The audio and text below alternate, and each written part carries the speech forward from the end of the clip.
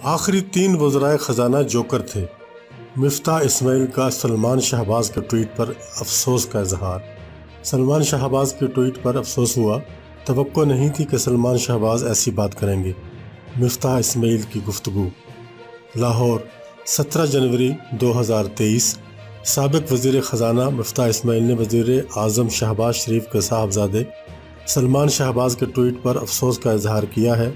सलमान शहबाज ने अपनी ही पार्टी के साबिक़ वज़ीर ख़जाना की सोशल मीडिया पर बेइज्जती कर दी थी। उन्होंने समाजी राब्ते की वेबसाइट ट्विटर पर ट्वीट करते हुए नाम लिए बगैर मिफ्ताह इस्माइल को जोकर कह दिया। उन्होंने कहा कि आखिरी 3 वज़राए ख़जाना जोकर थे। उन्होंने एक जोकर शो चलाया। डार साहब ने 1998 में एटमी धमाकों के बाद मुल्क के डिफ़ॉल्ट को टाल दिया। चैलेंजेस बहुत बड़े हैं। वो अपने अज़्म और मेहनत के लिए अपना बेहतरीन शॉट दे रहे हैं।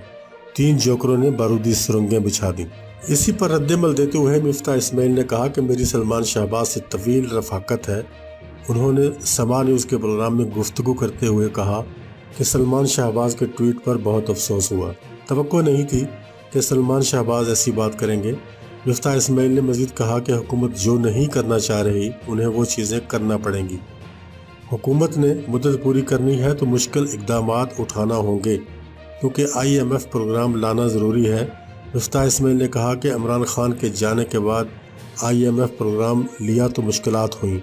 हम उसी पटड़ी पर चलते तो मुश्किलात कम हो जाती। उनका कहना था कि पाकिस्तान में गवर्नेंस का मैकेनिज़्म ठीक नहीं है।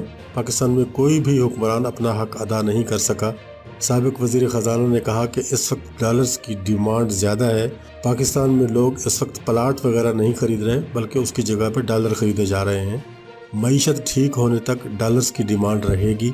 कहा कि पाकिस्तानी इस वक्त स्टोर ऑफ वैल्यू में भी डॉलर ख़रीद रहे हैं। डॉलर्स को मार्केट रेट पर चलने दिया जाए तो आसानी हो जाएगी।